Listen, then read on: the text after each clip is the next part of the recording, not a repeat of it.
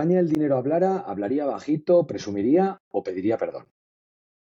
Pediría perdón, sin duda. Estaría todo el rato pidiendo perdón. Es un país en el que parece que ganar pasta está mal visto y no sé la explicación, pero la verdad es que es jodido y frena mucho. Javi, ¿cómo de español te sientes hoy? Pues como don Juan de Mariana, persona rescatada de manera más o menos por los liberales, pero en realidad un tío, un filósofo todoterreno. Y de hecho el espíritu de la Revolución Francesa se llama Marianne por él.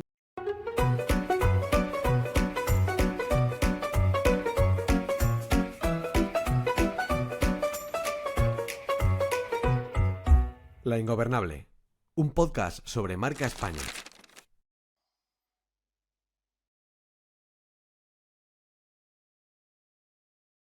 Pues con las cosas claras, bienvenidos, bien halladas a este nuevo episodio de La Ingobernable, de podcast terapia sobre marca España, y nos visita, como ya habrán adivinado o visto al escuchar su voz, porque muchos le escucharán su voz o le habrán visto la cara, en su podcast, Joan Tubau, que es economista, profesor asociado de la Universidad Pompeu Fabra, creador de Capital, uno de los podcasts de finanzas, estrategia, digámoslo, comportamiento humano, más seguidos, respetados de nuestro país, una referencia para la Ingobernable, o sea, para la creación, para todo. O sea, es uno de los podcasts que más he trabajado yo en mi vida.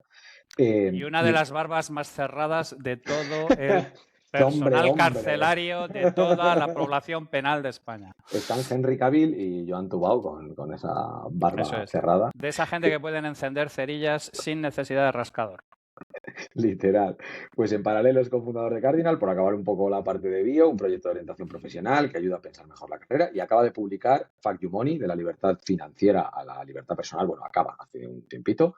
Un libro que no habla solo de dinero, sino de muchas más cosas, de las que queremos hablar aquí en este programa con él, que es un poco la relación de España también que tiene a través del dinero, porque nos cuesta, como decía Joan ahora mismo, hablar de él, porque tenemos o qué relación tenemos con el ahorro. Entonces, un poco los clásicos de la Ingobernable en realidad, pero seguro que mirados desde otro lugar. Entonces, voy al lío directamente y además siempre con los entrevistados que han venido de Cataluña, siempre sale como una pregunta rápida, ¿no? Que es como, ¿qué significa para ti España? Porque siempre parece que va a generar más conflictividad de la que normalmente puede incluso generar, pero hay que tirarla. Los colectivos a mí siempre me han dado un poco de cosa. No me siento identificado casi con ninguno. Ya ni el fútbol, que era algo que sí que tenía esa identidad social dentro de un equipo de fútbol, pero ya ni eso, ¿no? Y sí que veo al final a mi familia, veo pequeñas comunidades en los pueblos y es un poco lo que siento ahora. No sé, los países, incluso el Mundial de Fútbol ahora, lo sigo un poco por curiosidad, pero me da un poco de cosa cuando están manifestaciones, cuando hay mucha gente junta defendiendo una idea o una identidad, cada vez me siento más incómodo. Es algo que no sé explicar. ¿Y qué sentimientos te genera o qué visión tienes de este colectivo que formamos? ¿Y cómo se ve o cómo lo ves tú desde Cataluña, que quizá desde Madrid o desde otras partes de España no lo vemos? Monbos en su episodio nos hablaba de ese españolismo hasta cierto punto catalán, que por un lado en muchas ocasiones hemos olvidado, pero más allá desde la perspectiva prácticamente emocional. No lo sé. No, la verdad es que es algo que tampoco he meditado mucho. Sí que es verdad, yo respeto al final el sentimiento de cada uno, que te puedas sentir de un país. Yo creo que aquí la lengua hace mucho, por cómo lo veo y al final que España también es un país que es algo complejo, porque es un país donde hay hay otras culturas allí dentro, ocurre en muchos otros sitios, en muchos otros estados, pero en España hay identidades nacionales, ¿no? Que se llaman así, más marcadas, en el País Vasco, en Cataluña, en Galicia. Y a partir de aquí supongo que nada, que es encontrar, supongo, el encaje. Yo soy muy admirador de Suiza, como país. Me gusta esta idea de tener un país ahí con muchos pequeños estados ahí que se unen, que forman un colectivo un poquito más fuerte y que incluso, bueno, que ya no conoces casi ni el nombre del presidente de tu país, ¿no? Yo creo al final los estados, cuando se hacen muy fuertes, cuando son muy grandes, el Estado-Nación a mí me da un poco de miedo y claro, veremos hacia dónde va el mundo, pero la sensación es que nada, que van a dominar y van a imponer sus reglas pero a partir de aquí yo, no sé, simplemente creo que deberíamos intentar vigilar, ¿no? Con estas, yo creo que cuando hay una identidad colectiva muy fuerte, yo le veo más peligros que oportunidades a veces. Javi, no sé si quieres darle con algo. Sí, dos cosas al respecto, ¿no? Una, ¿tú crees que una de las pocas cosas que vertebra España es el poco respeto que le tenemos al dinero en general y en general a las finanzas y todo este tipo de cosas? Y dos, al hilo de lo que comentaba un poco Alex, ¿tú crees que nuestra relación con respecto a las finanzas en términos de España es variable dependiendo de dónde te encuentres? ¿O de alguna manera, digamos, es famosa la idea de que los catalanes sois muy agarrados, pero no sé hasta qué punto eso es cierto o eso de que el hilo de cobre lo inventaron dos catalanes tirando de una peseta es una leyenda urbana o es algo que realmente está ahí. ¿Cuál es tu percepción al respecto? Lo primero sobre la segunda, yo creo que sí. Yo creo que algo tan simple como nacer en una isla o nacer en la península, yo creo que marca tu carácter. Yo creo que aquí a veces no es ni la propia cultura ni las religiones, que todo tiene su impacto.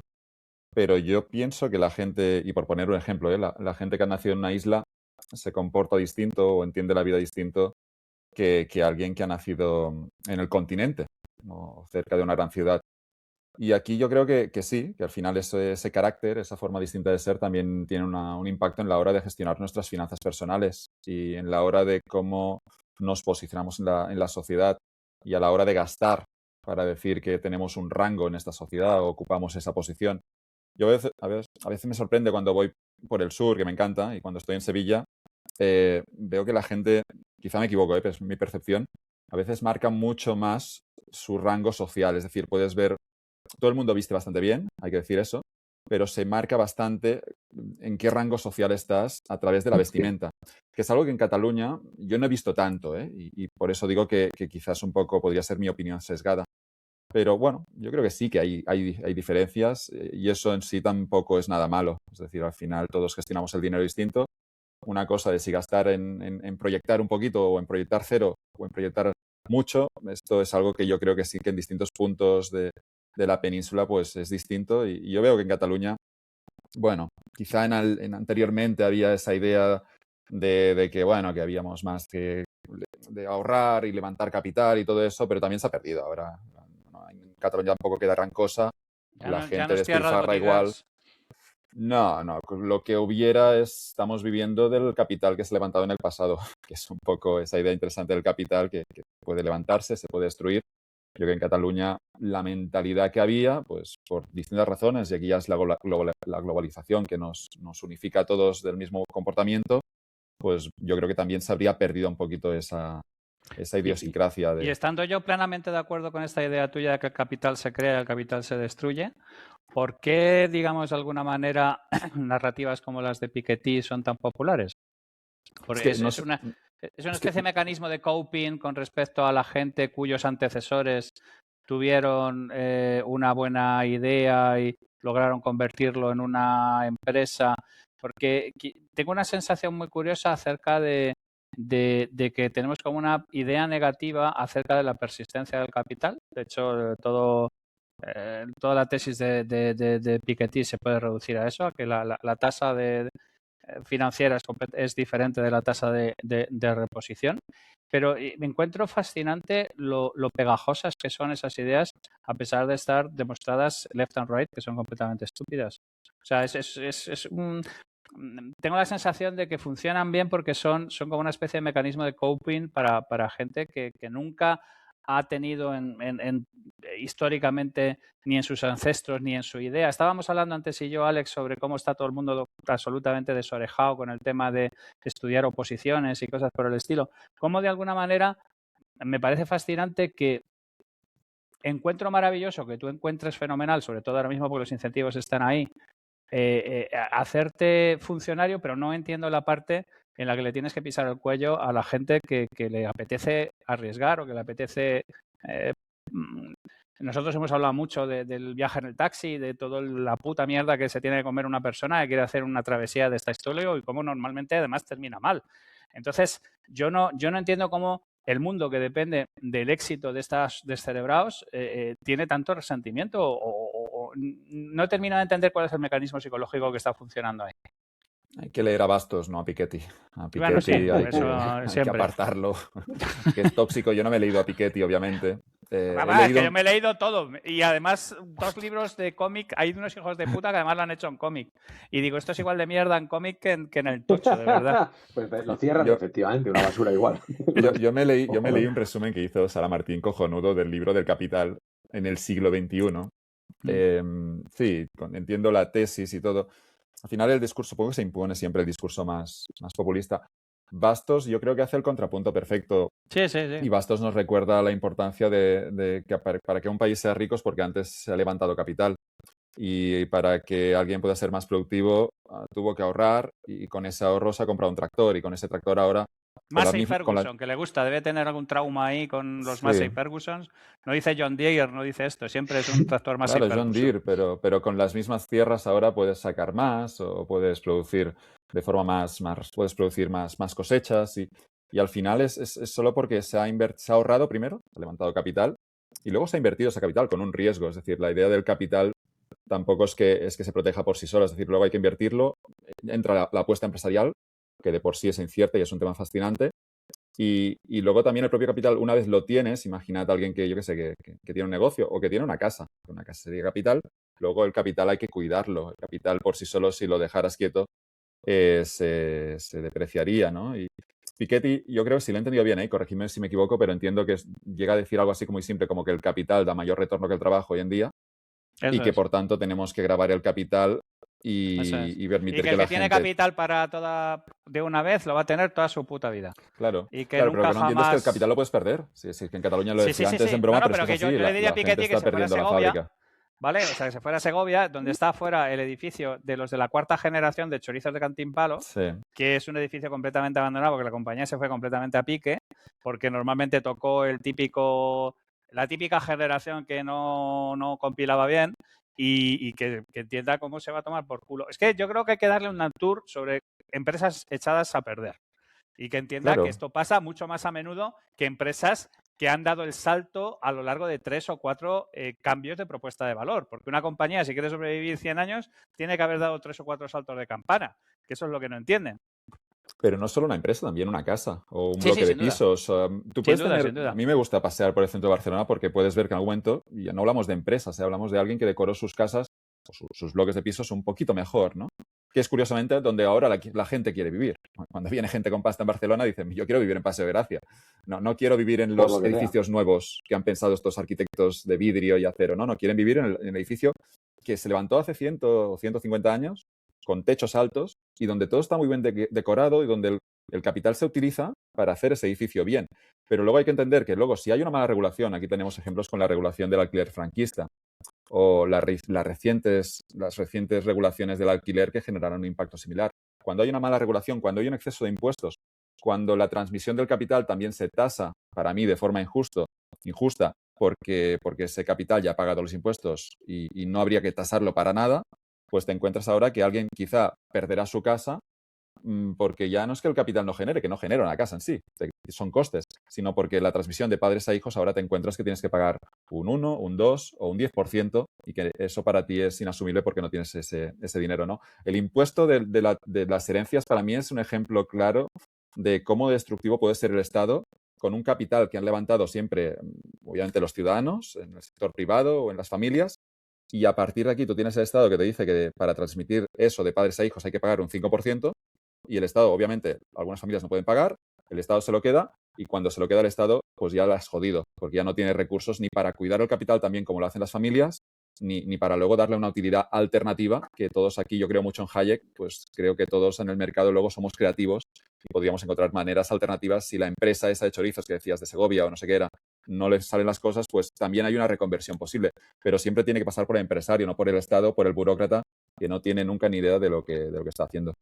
¿Y en qué momento, Joan, crees que porque yo de este tema al final vas encontrando, está el impuesto de las herencias, pero de tener que hacer una obra en tu casa, tener que pagar un impuesto porque notificar al ayuntamiento que vas a hacer una obra, es decir, bastaría con algo, el precio que el constructor pague. muchas microcosas de estas. ¿En qué momento tú crees que se jodió el Perú en ese sentido de pasar de un ambiente extremadamente relajado a un ambiente extremadamente regulado? ¿Y crees que el equilibrio es posible o es imposible? Literalmente, porque si no, siempre una conversación. Claro, el Estado va a intentar seguir asumiendo capas, por decirlo de alguna manera, pero de alguna manera tiene que bajar el pistón.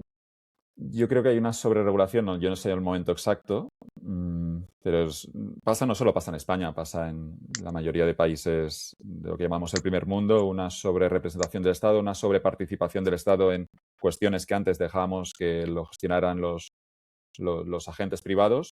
Y a veces pienso un poco cómo es que nuestros abuelos pudieron levantar capital, ¿no? Pienso en la generación que trabajó en los años 50, 60, que heredaron, que nacieron en esa España de la posguerra completamente arruinado. Y levantaron capital, ¿no? Y a partir de aquí también ese país creció. Y pienso que no es tanto el boom económico, que hubo un boom económico brutal en España en los años 60. A veces parece pienso que fue tuvieron la suerte... accidental, parece que fue milagroso. Y Sí, pero a veces pienso básicamente que tuvieron la suerte de simplemente trabajar sin impuestos. Es decir, no bueno, pagaban ni IVA, no, ni IRPF, tenían que comprar una casa y la podían comprar sin pagar ese 10% que tenemos que pagar ahora todos.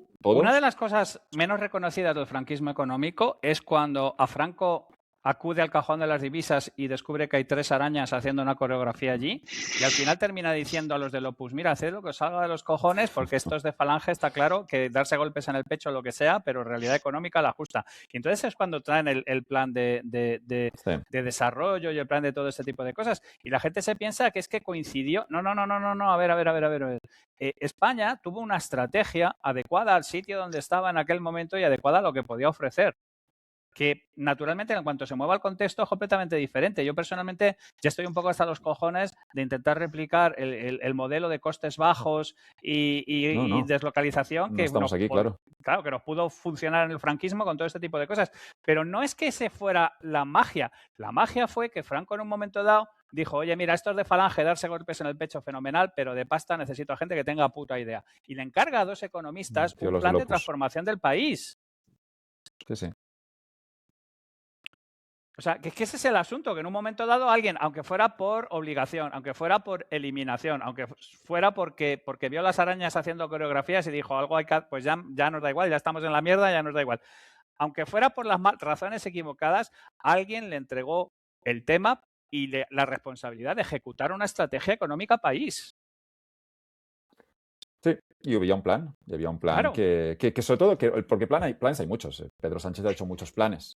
Pero el plan no puede ser intervencionista hasta el punto que tú no puedes quitar la libertad a la gente de tomar las decisiones, porque la gente sabe mejor siempre que el burócrata dónde asignar el capital. Es una cuestión de información, ¿eh? Y es un tema que, de nuevo, si alguien quiere saber más... A nivel individual y a nivel colectivo, efectivamente. Que estuvimos hablando con Amalio sobre Wisdom of Crowds y cosas por el estilo.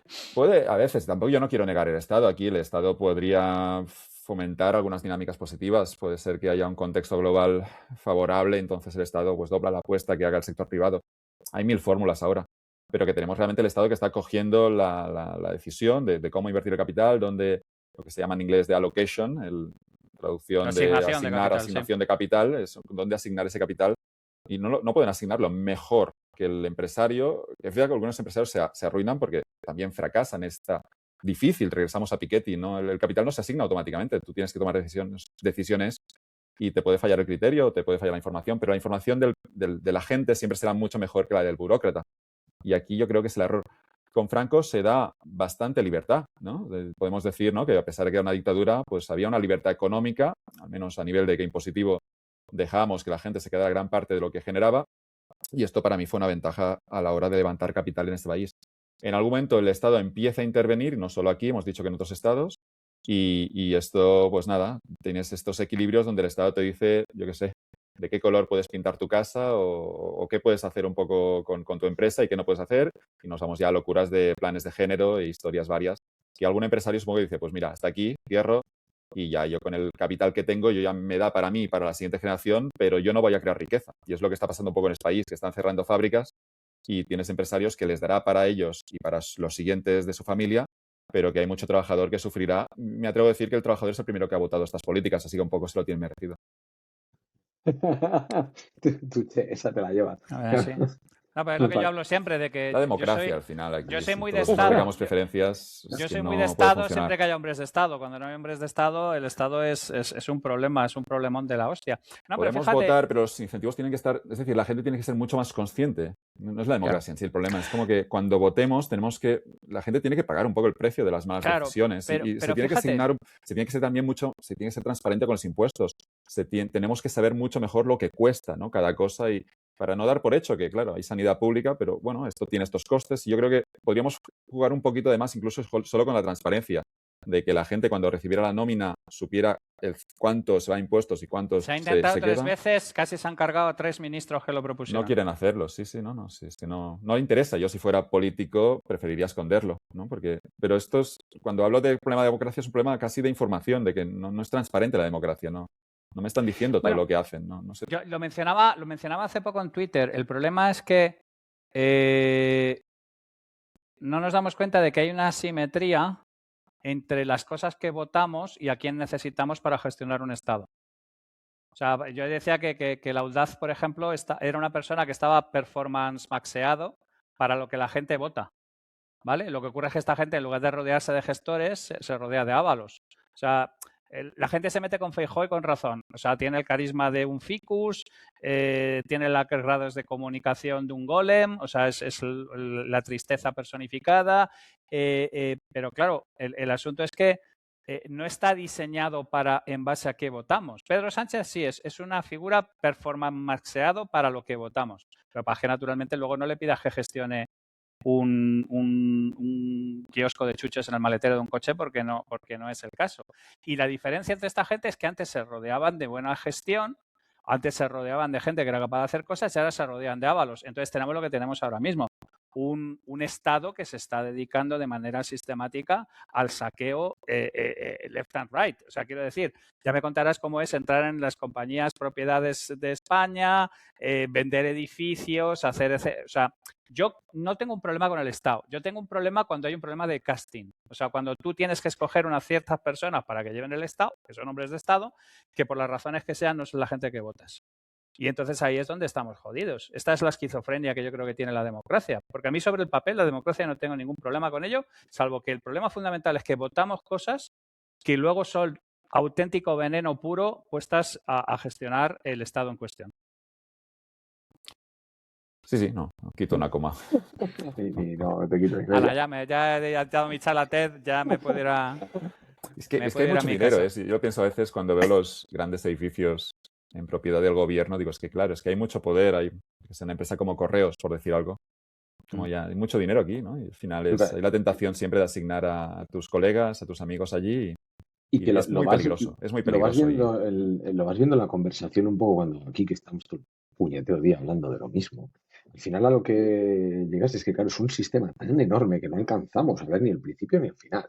Entonces, en realidad es muy complejo cuando siempre hablamos de este tipo de cosas, ¿no? De estas micromedidas. Al final el propio sistema se encierra en sí mismo y claro, está todo preparado para que el sistema no cambie, pero hasta cierto punto es como estar constantemente viendo la necesidad de ese cambio. Entonces no acabas de llegar nunca ahí. Pero bueno. Quería preguntarte, porque quería hablar también de la relación que tenemos los españoles con el dinero y demás, y cómo lo ves tú, pero antes quería preguntarte por la propia visión que tú tienes un poco del propio país, o qué te ha ayudado a entender más el cómo somos en ese colectivo con todas sus características, peculiaridades. Pero siempre me llama la atención cuando te escucho y demás que hay siempre una mezcla muy relevante entre la parte analítica, pero también la parte novelística, la parte literaria y a la vez la parte ensayista. Entonces, no sé dónde has podido, o si es que hay un sitio, encontrar más esa realidad, o es una suma de las tres, de la novela, del ensayo, de los datos, o dónde te mueves tú mejor, qué te ayuda mejor a entender el género humano. A mí, sin duda, la novela o el ensayo que podrían estar conectados a mí. Los números yo creo que van a reforzar algo que yo he entendido antes mediante la manera de escribir de alguien sobre un país, sobre una gente. Yo creo que no hay que buscar mucho en los datos. Yo creo que el error siempre es mirar demasiado los datos y a veces la respuesta la tienes delante. A mí me gusta, por ejemplo, para entender Cataluña, por decir algo que hablamos de este tema al principio, yo le recomendaría a cualquier persona que se leyera a Josep Pla y tienes el cuaderno gris, pero leyendo a Josep Pla tú entenderás un poco la manera de pensar de los catalanes. Poniéndote la entrevista de Josep Pla con Soler Serrano en Televisión Española, entenderás Sí, señor. cómo piensa ese hombre, pero también hay mucho del carácter catalán y hay muchas La historias que al final pueden salir socarronería los que datos. tiene el cabrón, que es espectacular. Sí, y de nuevo, no es que llegues a Barcelona y la gente sea así, pero puedes entender un poco mejor cómo se perciben muchas cosas, ¿no? Yo creo que a veces el error también es ver los datos,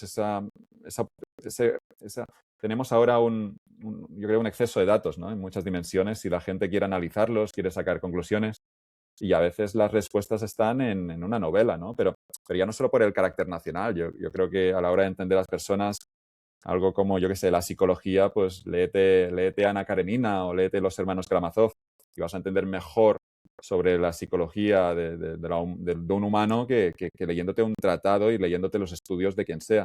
Pero estás con una novela. Pero bueno, la novela con los personajes, con sus interacciones, yo creo que se entiende muy bien, ¿no? Cosas como la psicología debería ser un poco la forma. Yo creo que hay que ir primero a las novelas y luego ya vamos a ir profundizando. Claro, pero tú estabas mencionando ahí a Dostoyevsky, a Tolstoy, a gente que hacían novelas, pero que estaba su piel, se habían dejado la piel en cada palabra que escribían de su propia vida.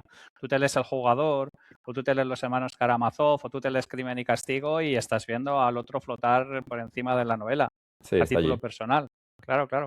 Está allí, pero no, claro, no hay, pero hay que leer las novelas de alguien que se ha jugado, ¿no? Que decíamos Sí, antes sí, sí, sí. con Volvemos a lo tu del... podcast Recuenco de jugarse la piel, Sí, luego sí. he puesto todo y aquí es, yo creo, donde puedes luego comprender un poquito mejor algo de un país, ¿no? Yo cuando viajo a un país siempre busco no solo la Lonely Planet, sino me gusta luego Pla tenía buscar. muchos libros de viajes fascinantes que la gente no conoce. Sí, sí, no, si es que además viajó por toda Europa, viajó en grandes buques, viajó de una manera espectacular. Ojalá poder viajar no sé, en un buque de petróleo ahí y salir de Barcelona y llegar a Atenas, pero es como viajaba ese hombre. Pero lo que quiero decir es que tú te vas de vacaciones a un país, te coges la Lonely Planet si quieres, a mí me gusta leer la Lonely Planet, pero luego yo creo que es bueno también, cuando tú vas de vacaciones a un sitio, tú te coges un libro que pueda explicar un poquito mejor ese país y esa gente. Y a partir de aquí, nada, tú serás simplemente un turista, pero ya te estás dando la opción de conocer un poquito mejor esa tierra y que creo que es al final el único motivo para viajar a un sitio, a no ser que vayas por puro relax y por hacer para estar tumbado en una hamaca, que lo respeto, pero que si no es este plan, yo creo que a la hora de viajar es lo mismo, hay que coger también libros de autores de ese país que puedan representar bien el carácter de esa gente. Y es que, claro, tenía ahí como muchas cosas en la cabeza porque cuando hablabais esto de la parte de jugarse la piel, siempre pienso en que ahora escuchas grupos de música que tienen canciones súper profundas, como si fueran el puñetero Johnny Cash, pero sin haber sido lo que es Johnny Cash. Es decir, ves a un mico y con todos mis respetos para la gente joven, de 18 años, cantando sobre experiencias que realmente no ha vivido, sino que hace un poco la jugada que viene del rap, ¿no? Ese fingimiento de experiencias para convertirlo en estatus dentro de la calle. Entonces, que lo comentabais vosotros en vuestro programa, pero hablamos cada vez más de skin in the game cuando hay menos skin in the game que nunca y la gente está performativamente viviendo experiencias que no son las suyas reales, las que les corresponden. Yo lo veo en mi campo, Alex, con las finanzas. Tienes ahí chavalitos de 22 años diciéndote hay que invertir en indexados, hay que hacer esto. Pero hay lo que siempre se dice en el mercado, que tú no conoces los mercados hasta que... Creo que la frase se la escuché a Marc Garriga-Said, que no conoces el mercado hasta que te arruinas 3 veces. Yo tampoco he llegado a este punto. Yo tengo 37 años, pero es verdad que y seguramente yo en algún momento quizá me pasé de listo opinando de algo cuando era demasiado joven. Pero no sé. Al final también hay un viaje ahí donde tú tienes que equivocarte y te tienen que criticar por ello y tú tienes que aprender en este proceso. Pero yo veo ahora gente, yo qué sé, que me conecto en Instagram y hay un chavalito que me dice tienes que hacer esto y la cartera funciona así y vas a invertir de esta manera. Y ya, claro, da un poquito de casi de grima, ¿no? Es como, ¿y este tío? ¿Cómo voy a dejarle el dinero? ¿Cómo voy a hacer esto si es que no? Si es que tiene 22 años y no es nada aquí contra él, es simplemente que es demasiado joven. Yo creo que hay que esperar un poco el momento para la mayoría de recomendaciones, pues al menos, a que tengas un poco de experiencia en el mercado, en esa industria. Y yo lo veo ahora que sí, que tenemos una economía en la que todo el mundo habla, todo el mundo da consejos, pero pocos han pagado el precio, pocos han caminado el camino, ¿no? Han andado el camino y es como que yo creo que cualquier consejo que tú puedas dar es porque lo has vivido antes y si no dices nada, porque es que no tienes autoridad moral para hablar de este tema. Aquello que decía Baudelaire, que para poder escribir hay que haber vivido. Claro. Sí. Claro, tenemos mucha gente que está escribiendo, compartiendo en redes sin haber vivido antes. Cualquier persona de 20 años le diría, sal a la calle, empápate de todo, nombre de futbolista, te viajas y luego regresas y curras y en algún momento, no sé la edad, tampoco hay que poner un número porque dependerá de cada uno, pero cuando lo hayas vivido, cuando lo hayas incorporado, cuando sea parte de ti, luego, si quieres, luego abrimos un perfil en Instagram. Y es ahora un poco el problema, ¿no? De mucha gente que habla sin haber pagado el precio. Y es que además es el gran tema de los 2 podcasts que grabamos, Javier, el tema de que es fácilmente reconocible cuando alguien no ha pagado el precio para uno que sí lo ha hecho, ¿no? Y que incluso desde fuera yo a alguien que ha pagado el precio se lo puedo ver en la cara. Es una tontería lo que digo quizá, pero es como que hay alguna señal o hay algo que a mí me permite identificar por la calle a los que han pagado el precio de los que no lo han hecho. Y a partir de aquí son ya cosas que yo me monto en mi cabeza y quizás estoy loco, seguramente es así, pero es que realmente lo creo. Es como que hay... Yo no... Imaginar vidas, que es algo muy sano. O sea, imaginar vidas de los demás Sí, y suponer. pero que realmente creo sinceramente que el que se la juega, el que da el salto de fe, queda algo en su... No sé dónde está, no sé si es algo que pueda identificarle en su cara, en su mirada, en sus ojos, pero hay algo que me dice que esta persona ha dado el salto de fe con todo lo que esto conlleva y que el otro no lo ha hecho, a pesar de que habla del mismo tema, no lo ha hecho y a partir de aquí para mí, claro, la opinión con la que me quedo es con la del que se la ha jugado y ha pagado el precio y para mí es la única válida. Hay verdad. O sea, yo para mí es muchas veces cuando escuchas a alguien que muchas veces también está camuflado por el carisma, es decir, hay muchas cosas que influyen en la verdad, pero notas que hay verdad en lo que dice o experiencia o que lo ha visto directamente. Que no habla de vida. De todas maneras, tendríamos que inventarnos el meme a la inversa, que es el actor no me acuerdo, que sale con el gorro y el patinete en plan de Hey fellas, que está el señor Barnes y hay otro que Sí, ¿cómo se llama? No me acuerdo. De Los Soprano. Sí, no me acuerdo lo que bueno, pues tendríamos que hacerlo, pero a la inversa, con un chaval con bigote fingiendo ser mayor. En plan de, niño, te voy a enseñar 4 cosas sobre la vida. Con mis 12 años. A tope. Había un podcast de chavales de 12 años ahí hablando de no sé Claro, de es la que vida, es de locos, es que nos ves a los chavales. Claro, si te lo llevas a eso ya es divertidísimo. Será el meme ya hecho de 3 niños de 12 años hablando de, qué sé. No, pero es muy interesante. ¿Por qué? Porque cuando vivimos ahora en algo que yo estoy escribiendo ahora sobre que hay 2 relojes, ¿vale? Que uno es el reloj de la realidad que va a toda hostia y otro es el reloj de cómo se va adaptando a la sociedad. Hay un hueco para que gente joven, de alguna manera, sea la que forme a otros, ¿no? Yo utilicé un cómic hace poco en el cual había un señor mayor que decía, en mi época la gente mayor acumulaba experiencia y terminaban siendo los profesores de no sé qué, y la última viñeta era su nieto enseñándole cómo usar el ordenador. O sea, quiero decir que hay una serie de circunstancias, hay lugares en los que te das cuenta, claro, de que cuando las velocidades son diferentes, pero todo lo que tiene que ver con cómo funciona la vida y unas opiniones sobre cosas, y yo creo que el dinero en el fondo no ha cambiado de una manera tan dramática, ¿sabes? Como para poder decir, oye, ahora mismo un CryptoBro sabe más que una persona que hace poco vi un podcast maravilloso con el tío que estuvo al frente de Deutsche Bank durante un montón de tiempo, que ahora creo que es el presidente, que fue uno de los primeros empleadores de Ismael Clemente, y le veías que el tío estaba un poco fuera de onda, ¿no? Un poco ya de que su momento ya fue su esta. Pero claro, cuando se ponía a contar anécdotas y cuando se ponía a contar sobre cómo funciona la gente y sobre cómo es la psicología de la gente con respecto al dinero, te quedabas completamente acojonado diciendo, hostia puta, ¿cómo se ve que aquí hemos estado en piragua bajando el Amazonas? Sí, te das muy cuenta cuando eso de pagar el precio a alguien al frente de Deutsche Bank, al frente en empresas de responsabilidad, lo que llega a incorporar y lo que puedes aprender escuchándole luego en un podcast o en persona, es como que es muy evidente luego que el otro solo te ha estado contando tonterías y que aquí tienes delante a alguien que sabe algo, ¿no? Y que sabe algo porque lo ha incorporado y porque lo lleva haciendo desde hace 50 años. La sociedad yo creo que era así, ¿no? Antes los abuelos se les daba el peso, ¿no? Ahora hablábamos de la democracia antes, ¿no? Pero hasta qué punto, ¿no? También los abuelos pueden saber cosas que el joven desconoce, ¿no? Y luego es verdad que el joven puede saber cosas que el abuelo no sabe.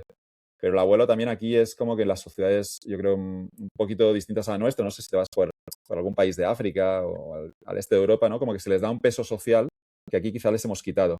Y es como que en los pueblos, al menos en las comunidades más pequeñas, el abuelo sigue siendo el que manda hasta cierto punto. Y yo creo que aquí también nos hemos pegado un tiro al pie, ¿no? Poniendo a líderes políticos demasiado jóvenes. En los países nórdicos son los que lo hacen más, ¿no? Tienes yo qué sé, la primera ministra de Islandia, veía el otro día que tiene 40 años. Es como eres muy joven para gobernar un país, ¿no? Y lo puedes hacer bien, pero es demasiado joven. Y puedes tener carisma, como el alcalde de Nueva York, ¿no? Que tiene un carisma desbordante, pero sigue siendo muy joven. Y aquí yo creo que todos deberíamos también quizá intentar entender que no solo a nivel de liderazgo político, sino también cuando obligamos a algunos mayores de edad, a algunas personas que han superado los 65 años a que se jubilen, ¿no? Y tienes a un médico excelente, o tienes a un ingeniero o a un arquitecto que querría seguir trabajando y colaborando y casi como que el sistema les expulsa, al menos cuando están dentro del público, y no pueden ejercer cuando podrían hacerlo muy bien y podrían también acompañar a los jóvenes en todo lo que saben. Bueno, eso dentro de un tiempo probablemente, aunque quieran, no, aunque No quieran que podrán el sistema jubilarse. les retire directamente, el sistema no les va a dejar irse, así que no hay problema.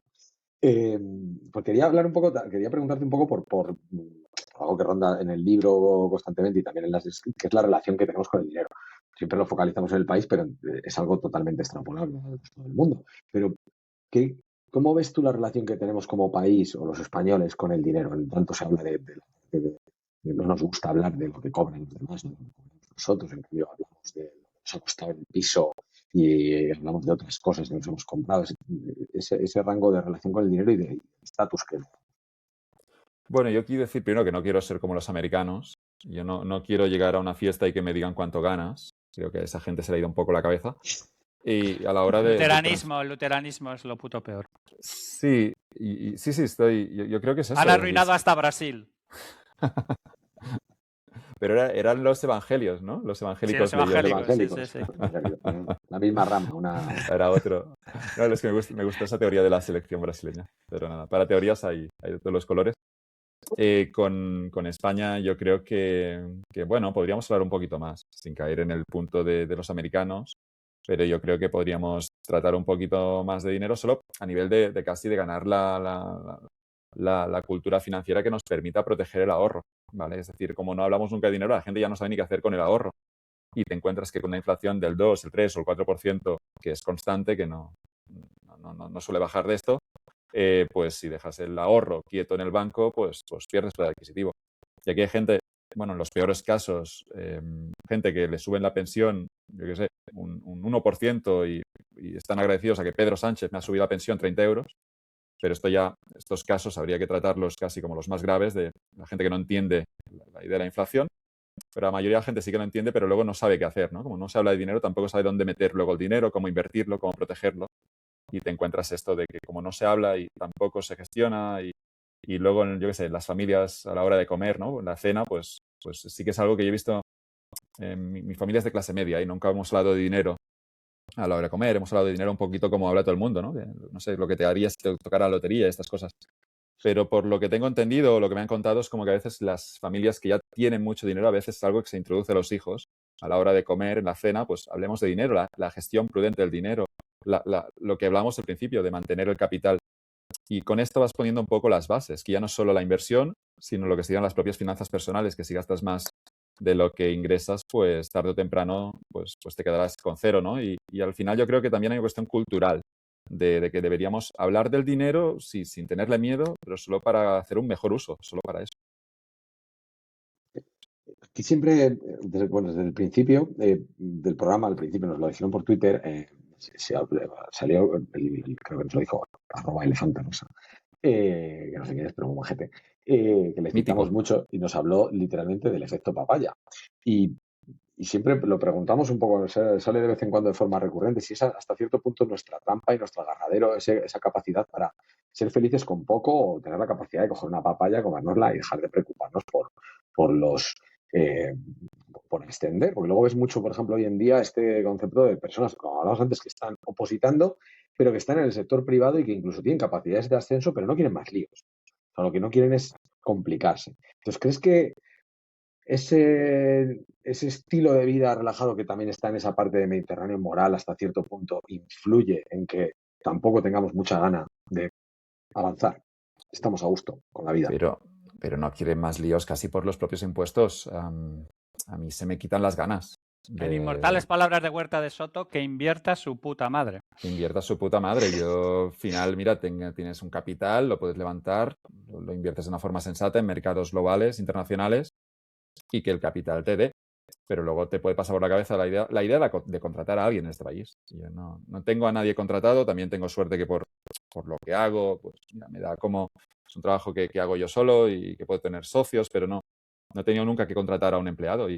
Pero la propia contratación lo ponen tan complejo, lo ponen tan caro, ponen tan caro el despido en el escenario en el que fallara a la hora de contratar, que es un mercado con información imperfecta y podría perfectamente ser que alguien me transmitiera una buena sensación, pero luego cuando trabajase no lo viera, no me encajara, pero luego ya han pasado 3 o 4 años y ya el despido se encarece mucho, que nada, que te encuentras que la propia contratación es problemática, las bajas, ¿no? Toda la gente que está de baja, el liberado sindical, todas estas historias. A mí me daría perezas más que...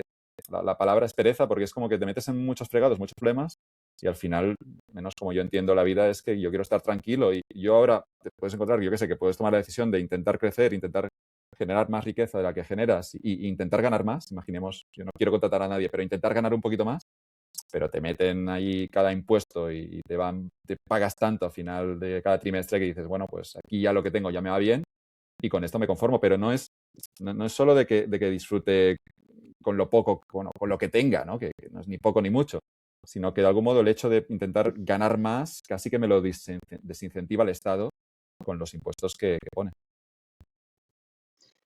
¿Qué crees que premiamos más en España? Bueno, entiendo un poco, la tengo aquí apuntada, pero por eso la voy a preguntar, aunque creo que la he respondido ya directamente. Bueno, premiamos más la obediencia hasta cierto punto o la paciencia o el riesgo? ¿En qué parte crees que nos situamos más dentro de esas tres posibilidades? Somos el país más gregario, no sé, no los conozco los otros 200, pero a Pero a ti a priori, niveles de... Y aquí ya también la religión, de nuevo, podría ser la cultura se explica por mil factores y es algo muy complejo. Pero a mí me asustó mucho el COVID. A mí me asustó el COVID cuando vi la gente allí todos siguiendo órdenes, sale el presidente por la tele, no puedes salir al balcón a aplaudir, pero no puedes salir a la calle y luego la gente señalando al que salía a la calle porque su hijo era autista y necesitaba salir, cosas ahí que todo el mundo podía tener su escenario particular, pero la gente señalando por el balcón, ¿no? Esta señora, ¿dónde va con su hijo por la calle? ¿No? Está prohibido, ¿no? Nadie puede salir a la calle. Y a mí me asustó un poco ver eso, el carácter gregario, ya no solo de los españoles, sino supongo de los humanos, ¿no? Somos gregarios, que es nuestra configuración y que siempre es eso de apuntarte a lo que digan todos y puedes entender las mayores locuras ¿no? Si nos vamos a la Alemania nazi, pues puedes entender que poca gente levantara la voz en ese contexto porque es que realmente la naturaleza del ser humano es la de seguir órdenes y la de no arriesgarse. Y el que se arriesga lo hace en contra de todo, ¿eh? El que se la juega al final es alguien que está como un poco loco y toma la decisión contraria. Pero es obediencia, ¿no? Y es una obediencia hasta límites absurdos, ¿no? Como algunas de las normas que se impusieron con el COVID, pues la gente las seguía a pesar de que no estaba de acuerdo. Yo creo que aquí había como hay algunas que tienes que seguir, yo seguí algunas y no seguí otras, supongo, ¿no? Pero es como que había como márgenes de ganar un poquito más de libertad con alguna decisión con la que no estás de acuerdo. Pero miraba a mis vecinos y te dabas cuenta de como que seguían absolutamente todas las normas, ¿no? Y dices, joder, este nivel de seguidismo es un poco exagerado, pero bueno, es un ejemplo de una pandemia donde hay incertidumbre, donde hay un miedo, donde hay un peligro también, una externalidad negativa, de que puedas contagiar a los otros. Es verdad que es un tema complejo, pero veías como que la gente era para mí, demasiado obediente hasta límites ridículos. pensaba en esto conforme hablabas también, porque yo aquello lo viví como que por un lado la ausencia total de información o de conocimiento sobre Claro. qué cojones es esto, era como hasta cierto punto necesito a alguien que me diga qué pollas hacer, porque si lo dejamos en la libertad individual de cada uno, había grados, es decir, tú ibas a pueblos y aquello seguía siendo la vida en directo, o sea, que dentro de lo que cabe se seguía, pero me lo llevaba, por no horadar en ese campo, pero me lo llevaba también un poco a la parte, cuando te escucho siempre la parte del Fact You Money, que me parece súper interesante, es un planteamiento eh, que me fascina, pero que también entiendes que haya gente que diga, claro, es muy difícil ese Fact You Money sin el conocimiento adecuado para poder decir Fact You Money, es decir, al Fact You Money se llega. Hay que haberse jugado la piel hasta cierto punto para llegar al Fact You Money. Sí, para mí una idea central del libro es que el Fact You Money es una actitud y el hecho de tener Fact You Money luego te puede llevar a, no es una garantía, pero tienes una opción ahora de poder llegar al Fact You Money financiero. Pero lo primero es el Fact You Money actitudinal, es la idea de que tú estás por encima del dinero, de que no te controla y que tú tampoco quieres depender de nadie, que tú no quieres depender de ese monstruo que llamamos la sociedad, ¿no? Y a partir de aquí tiene que haber una actitud, y es una actitud desafiante, es una actitud donde tú te posicionas por encima de las reglas y de lo que te dicen que tienes que hacer. Luego, obviamente, tú decides con tu moral y con tu conciencia, pero que tenemos un escenario en el que mucha gente quizá no esté de acuerdo con algo, pero luego traga y luego acepta solo porque lo dice el presidente o porque hay una multa o por lo que sea. Y cuando tú no te crees algo, yo creo que a veces tienes la obligación de decirlo, ¿no? Y para mí es el gran tema fascinante, ¿no? Al final el seguidismo, el efecto rebaño en la sociedad. Luego con el dinero es claro, ¿no? Si tú sigues las órdenes, pues vas por el camino este marcado que te han dejado por delante. Pero si tú te la quieres jugar, pues saldrán oportunidades donde te puedes arruinar y le puedes también pegar un pelotazo y que te vaya muy bien. Y a partir de aquí, claro, ves que la mayoría de gente lo que sigue con sus carreras profesionales son a veces trayectorias muy, muy seguras, excesivamente seguras, en mi opinión. Depende de cada caso y depende de cada persona, pero hay mucha gente a veces que quizá debería incurrir en más riesgos, pero va por el camino por el que van todos porque allí se sienten seguros, ¿no? Y también aquí hay sorpresas, como sabe nuestro amigo Taleb. Javi, De hecho, ¿tienes algo nuevo? Taleb, el propio Bersky, el propio... O sea, todos básicamente lo que vienen a decir es variaciones del mismo tema, que somos malísimos evaluando riesgos. Sí. Sí, no, es una cuestión es una cuestión de que no es tan propio la valoración del riesgo, que siempre es incierta, es decir, lo que decía ahora Alex, que da un poco de miedo, hay una pandemia, no sabes lo que puede ocurrir, lo que no quiero matar a mis padres por decir algo, joder, me daría mucho miedo, pero después tú, en algún momento tienes que actuar y en algún momento tienes que salir a la calle y en algún momento la pandemia se controla, pero luego sigue el toque de queda durante los siguientes 2 años. Y aquí es donde vienen las decisiones, ¿no? De qué hacemos, si seguimos o no. Y es como que no podemos entender lo que pasará, pero sí que tenemos poco margen para gestionar esa incertidumbre, que para mí es el gran tema también del dinero. Es decir, la gente tiene muy poquito margen para gestionar incertidumbre porque se encuentran, para empezar, que no tienen las cuentas saneadas, que no tienen ahorro, por decir algo. Y como no tienes ahorro, no te puedes permitir el mínimo Errores. No te puedes bache. permitir los errores que te maten, que decía Taleb. Pero es que no tienes ni para un bache. Es decir, tienes que asegurar el móvil porque si te roban el móvil, tú no puedes pagar ese móvil de nuevo. Y esto ya es un error. Significa que estás comprando un móvil por encima de tus posibilidades. Primero, tú no tienes que financiar el móvil. Luego haz lo que quieras, pero sería mi consejo. Sí, yo lo doy porque me gusta dar consejos. Bueno, es gratis, hombre. Pero es como si el móvil no se financia. Si no llegas, no te lo pagues. Pero si el móvil cuesta 1.300 euros y esto es lo que ganas en un mes, este móvil está por encima de tus posibilidades. Pero luego la gente lo financia, mala decisión ya, porque pagarás un tipo de interés, y luego le ponen un seguro. Es como que pagas por partida doble, porque ahora tienen que asegurar el móvil y esto, no sé, debe ser 10 euros al mes, supongo, o más, ¿no? Porque los móviles son muy caros, quizá 20 euros al mes. Y ahora aseguran el móvil. Claro, ya tienen unas cuentas donde contra un escenario en el que te compras un iPhone 7 de segunda mano o recondicionado, como se llame, por 300 euros, te compras el 18 y te encuentras ahora que estás pagando esto, yo qué sé, 70 euros a final de mes, más el seguro, más no sé qué historia, y que luego también te lo roban y te quedas sin y tienes que comprarlo nuevo. Es un ejemplo solo esto, pero es como que la gente tiene muy poca tolerancia financiera a la incertidumbre. Y eso para mí hace la partida mucho más estresante. Es decir, ahora te encuentras, yo qué sé, que estás en tu casa y se estropea la lavadora o se estropea algo del coche y es que tienes que recurrir. Es decir, el banco está allí para salvarte el culo, pero el banco lo hará a cambio de un tipo de interés de nuevo. Y yo no entiendo por qué la gente, primero de todo, no opera con lo que se llama con ese colchón financiero, que ahora os contaré por qué creo que es insuficiente, pero yo no creo, lo primero que no entiendo es por qué la gente no tiene lo que se recomienda siempre son 2, 3, 4 meses de los ingresos para lo que pueda pasar. Y cuando se vacía esto, pues lo volvemos a rellenar. Pero para mí ese colchón financiero, que le recomiendo a todo el mundo a empezar por allí, claro, porque no es el primer punto, y para mí es insuficiente.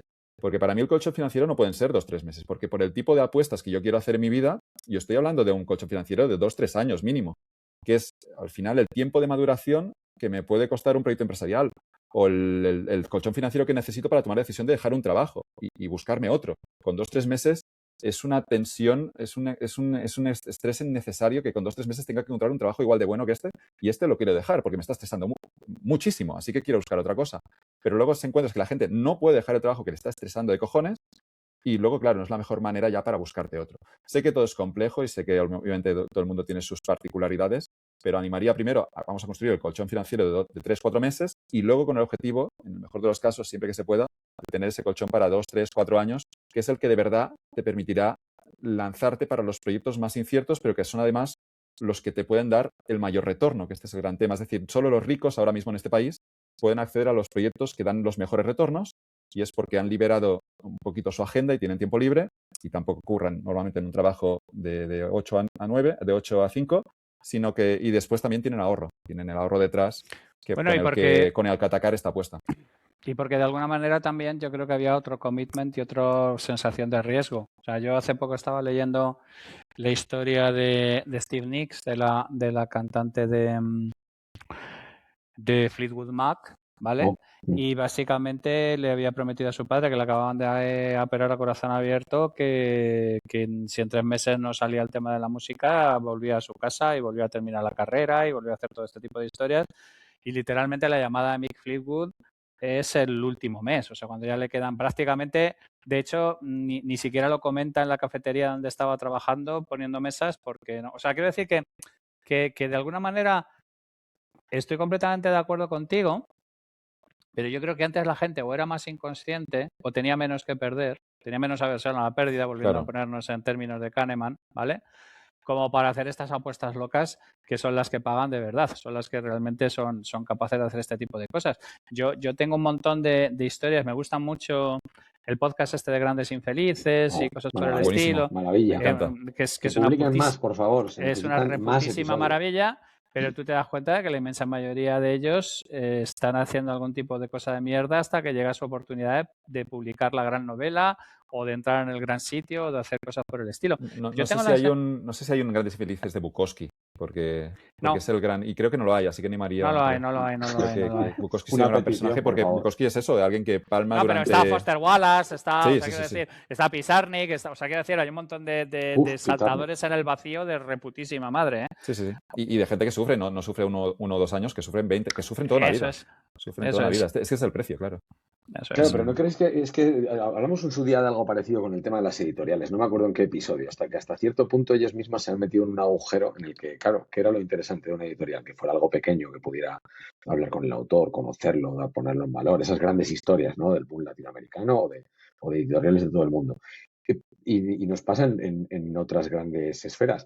Al final, ahora mismo el incentivo también está puesto para los creadores. Hablamos de esta gente que antes se fustigaba en cafés y en perder la vida en un trabajo de mierda. Porque para acumular el eterno desprecio del financiero que estaba en un puesto seguro, que ahora mismo es el que tiene el culo que no le cabe un lápiz. Efectivamente, pero que el incentivo hasta cierto punto está puesto ahora en esa monetización inmediata, en ese crear algo, en ese conseguirlo ya. Está puesto en lo mismo que está puesto en todo, en esa inmediatez. Entonces eso mismo nos atrapa a no encontrar esos perfiles que deben de haber pasado por eso para ser quien son. Es decir, Bukowski no sería Bukowski sin toda la mierda que se ha metido. ¿Y por qué se ha metido esa mierda? Porque no le fue bien desde el principio. O sea, un Bukowski que desde el principio a lo mejor, si más allá de lo que tuviera, hubiera conseguido todo lo que se hubiera propuesto, a lo mejor se hubiera adocenado, por decirlo de alguna manera. No hubiera llegado a esas experiencias. Sí, hay que vivir y luego hay que sufrir, pero claro, si puedes ahorrarte el sufrimiento innecesario, claro, no hace falta dormir en la calle, estas cosas.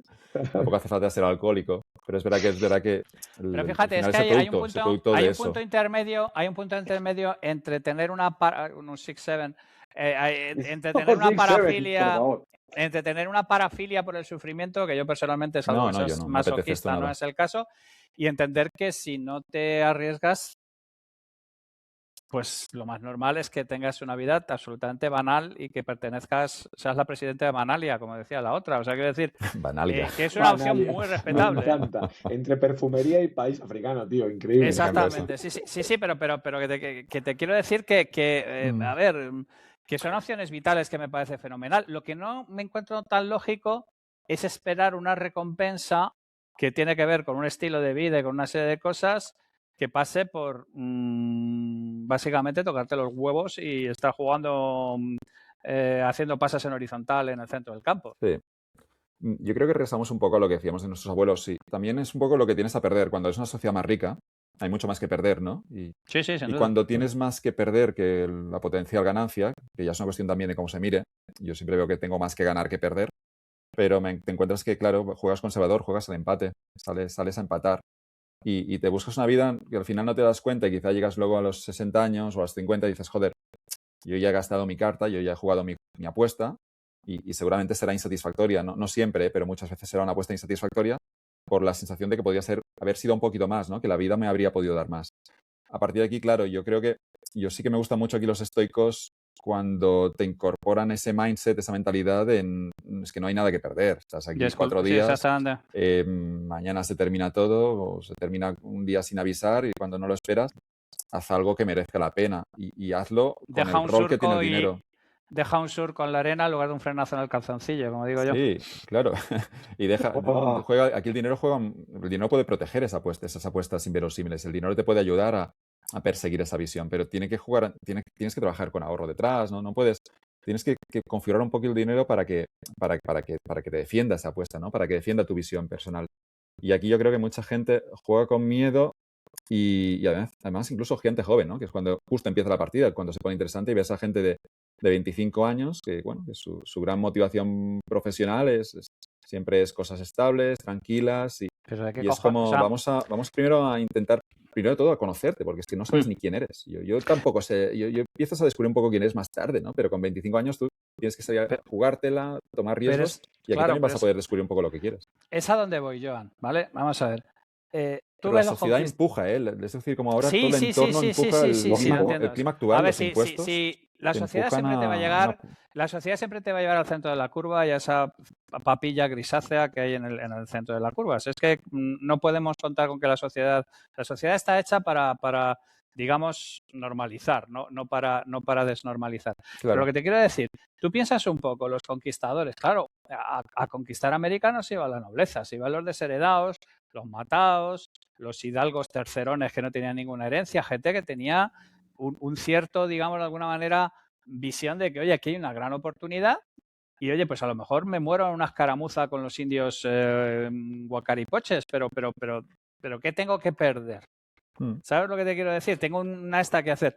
Tú tienes 25 años, macho, y lo que tendrías que hacer es estar saliendo a comerte el mundo. Luego ya el mundo ya te pone en tu sitio, como nos pone a todos en nuestros sitios. ¿Sabes lo que te quiero decir? Pero si ya desde entrada tu pasión, tu sueño es llegar al centro del campo y empezar a dar pasas horizontales y empezar a mover la pelota de un lado al otro como si fuera un parabrisas rollo Guardiola, ¿qué vas a hacer cuando tengas 60 años?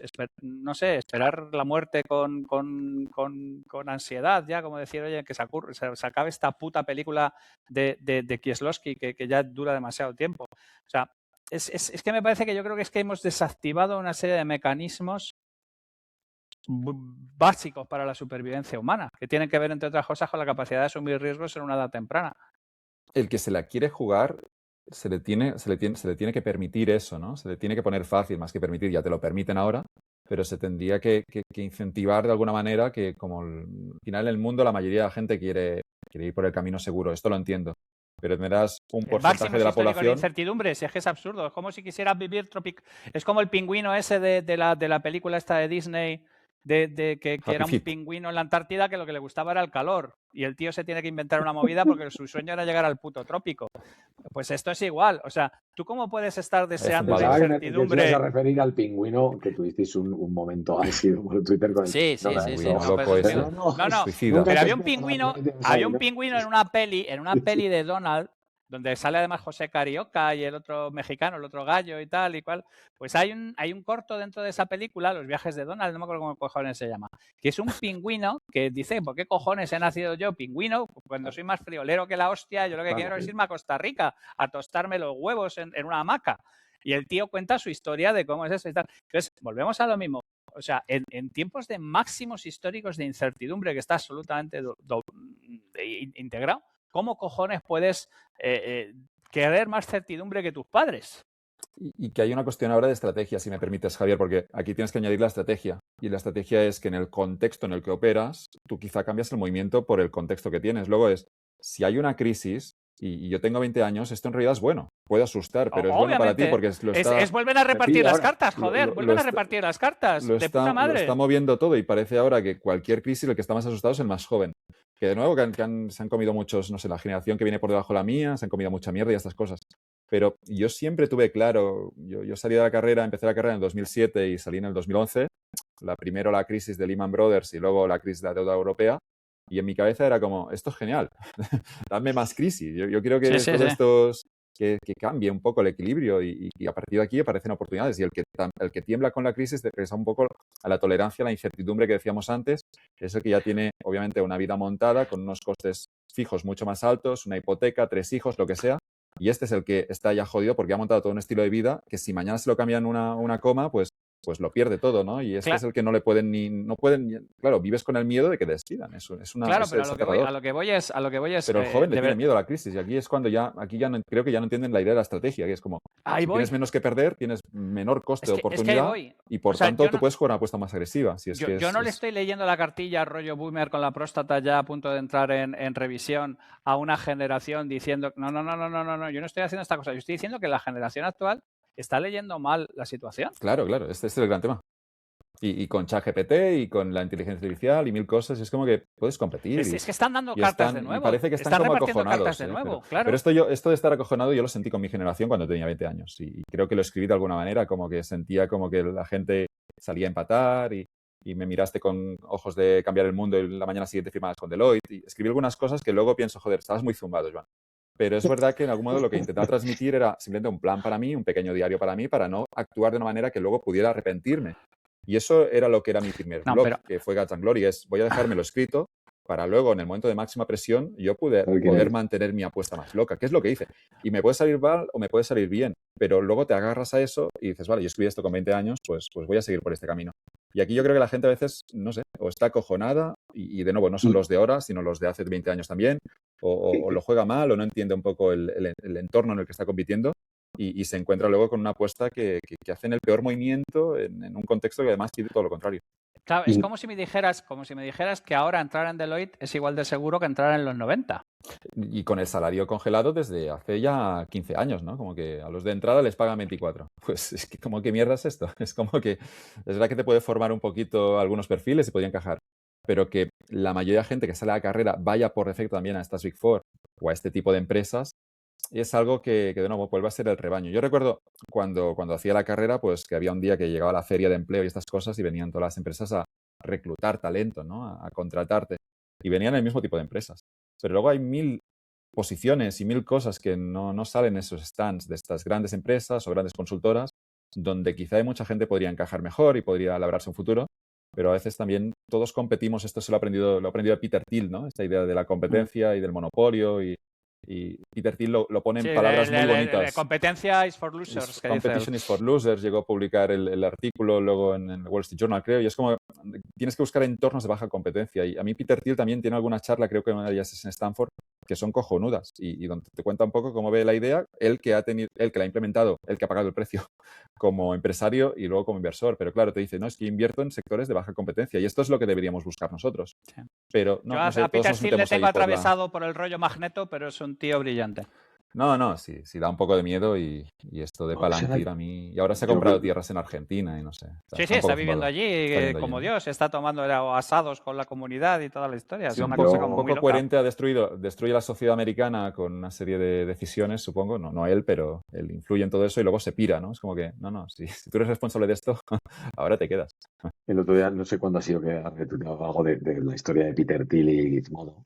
Es maravilloso. Es que eso es maravilloso. Yo me había leído de 0 a 1 y luego vi el documental de 0 a 1, era como wow, librazo. Luego vi el documental y digo, hostia, ¿quién ha escrito? O sea, cuidadito con el tío le financia por completo a Hulk Hogan todas sus hostias. Buenísimo. Es buenísimo. O sea, la historia es buena de cojones. Sí, no, pero, pero todo lo que hay sistémicamente detrás del movimiento de Peter Thiel, la manera de entender cómo ganar el juego desde otro lugar y hundir a un medio, o sea, es una cosa loquísima, no ya el hecho de que lo hiciera, sino que lo planteara estratégicamente. Es como, Y hostia, que juegue juegas en otra puta estratégicamente, liga. y que juegue estratégicamente no una apuesta de 6 meses, sino una apuesta de 10 años, que no sé la Sí, de sí, Hulk Hogan, sí. que creo que fueron muchos años hasta que regresamos al punto de la paciencia. Es decir, en toda apuesta No fue una venganza, estratégica hay un punto de paciencia que es que tú piensas que serán 2 años, pero es que quizás son 10 años y tienes que estar preparado financieramente para aguantar estos 10 años si te lo crees de verdad. Y si no, otra cosa, tío. Ya y está, te buscas hay un un componente del empleo Conde de tranquilo y por Montecristo. las tardes te Ya vas está, con ya la está. bici. Si a mí que ser coherente me parece siempre bien con lo que eres tú. Lo que pasa es que no evalúes, o sea, no te cuentes a ti mismo que estás evaluando correctamente qué es Pero, lo que tienes que hacer o que tu estrategia es la correcta dado el riesgo el que se está corriendo. y no Porque, quiero. porque las... Perdón, Javi, acaba, disculpa. No, eso, que es que de verdad, que es que ahora la gente que se piense o sea, es que no es lo mismo hacerte una carrera en los 80 que hacértela ahora. Y pensar que el grado de seguridad, esto es, yo lo digo siempre, los padres te recomiendan lo que era la mejor opción cuando ellos tenían tu edad.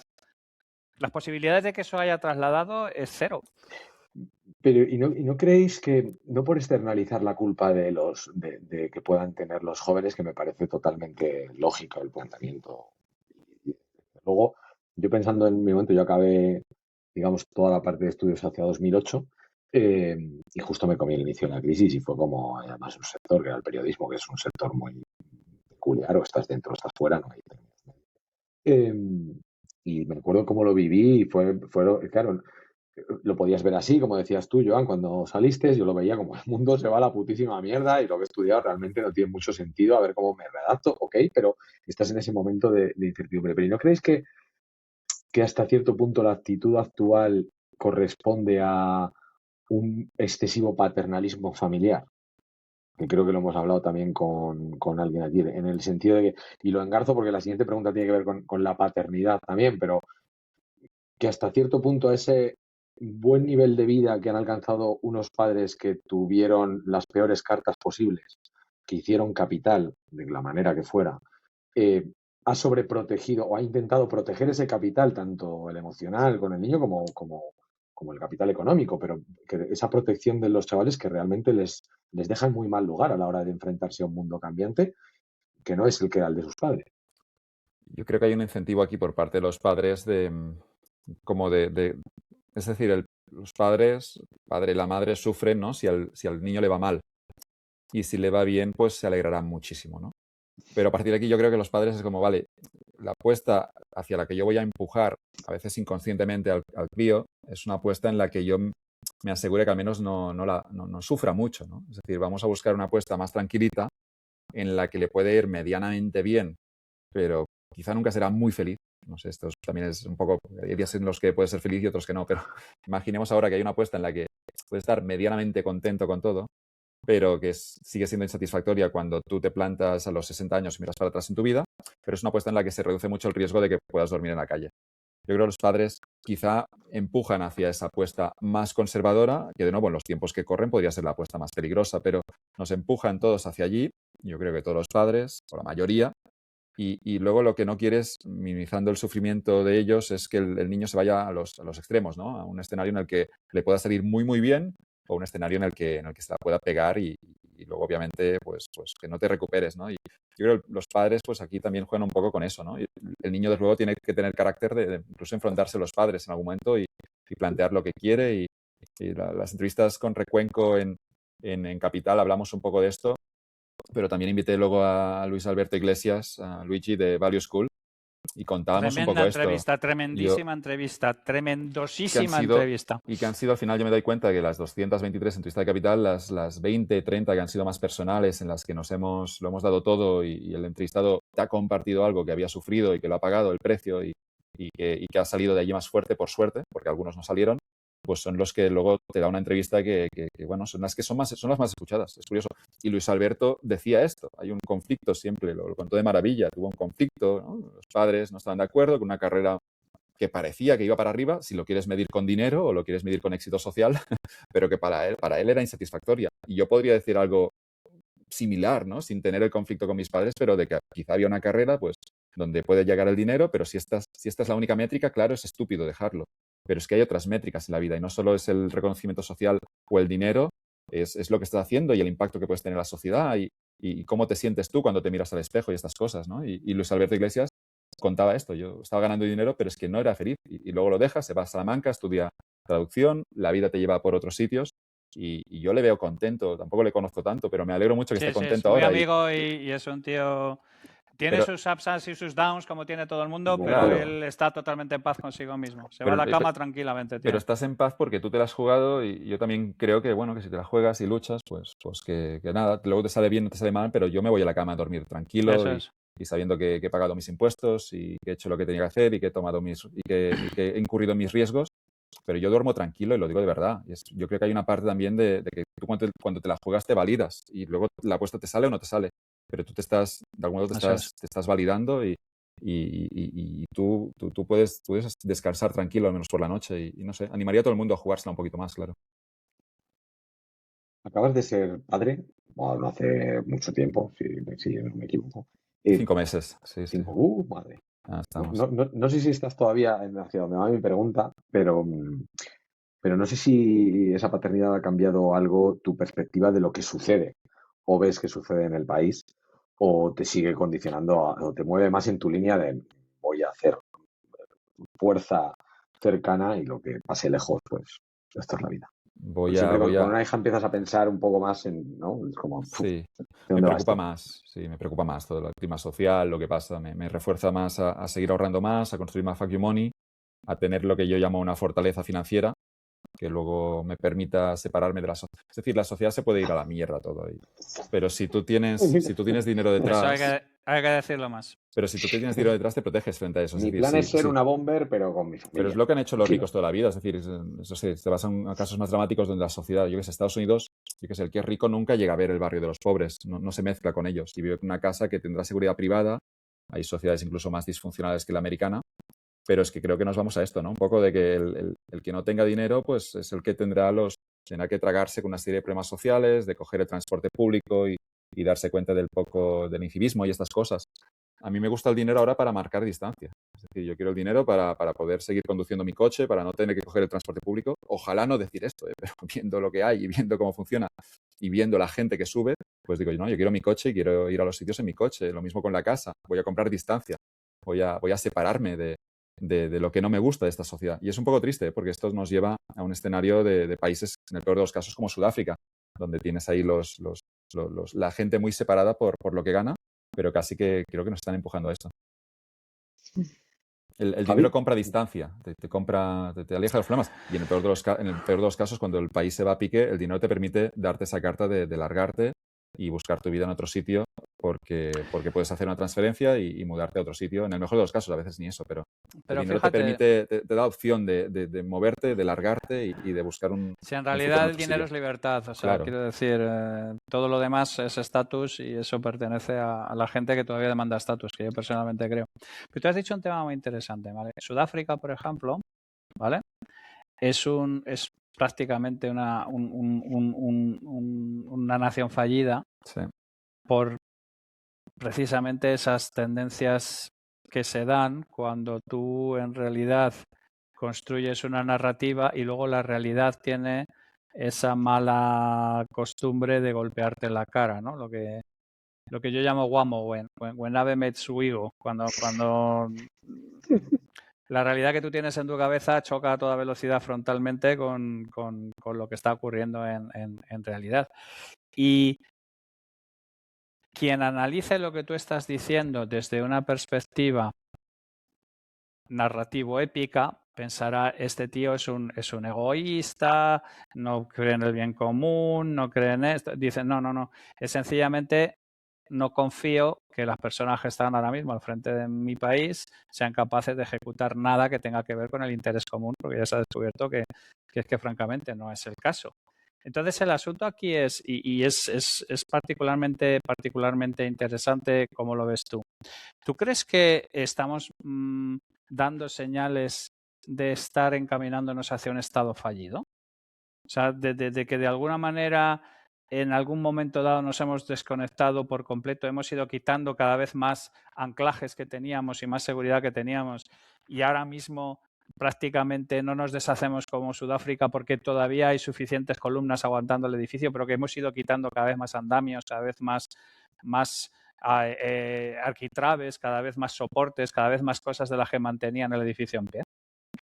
Yo creo que sí, ojalá me equivoque, pero... Y aquí hay un problema luego de que tú tienes una democracia en la que todo el mundo pide derechos y cada vez menos gente contribuye y hay pocas obligaciones y es como que es que no puede funcionar, es que no puede funcionar y luego ahora no será una caída repentina, pero será gradual y poco a poco un día te das cuenta y dirás, joder, soy Sudáfrica y tengo que encerrarme en una urbanización privada porque es que no estoy seguro, ¿no? Incluso los granjeros en Sudáfrica luego están amenazados y muchos de ellos los han asesinado, ¿no? Y es como que cuando la sociedad colapsa, al final también a veces lo mejor es coger un avión y largarte y ojalá no vivirlo esto, pero es delicado, yo creo que hay esa frase de Hemingway de cómo te arruinaste y de poco a poco y luego de Un repente, clásico. gradually, then suddenly, ¿no? Y hay un poco de que al final la alta velocidad en España, por poner un ejemplo, ¿no? El AVE funcionaba bien y funcionaba bien con una puntualidad y de repente no sé qué pasa, 2 o 3 pasan, empiezan a salir noticias de primero los atrasos, de que ya no son puntuales, luego incluso el incivismo, ya no hablo de cercanías, sino que hablo del AVE, donde la gente no se comporta como es debido, donde luego la gente tampoco, esto claro que pasa en Suiza, en otros países donde si alguien se comporta de forma irrespetuosa, se lo hago saber, ¿no? Como podría pasar en Japón o en Suiza, es como que alguien luego decide, bueno, no hay ningún policía por aquí cerca, o no hay el vigilante de seguridad o el revisor, pero se lo diré yo. Aquí la gente ha dimitido de eso. La gente ya no corrige, ¿no? Si alguien, yo qué sé, a mí si alguien se cuela en el metro con mi billete, yo me planto y le confronto. Pero eso genera un potencial problema, que es que me puede llevar un empujón o me puede pasar algo. Hostia. Es verdad que, bueno, el hecho de ser un poco, ser un poquito alto y corpulento, pues, bueno, me plantea que, pero el riesgo es el mismo, ¿eh?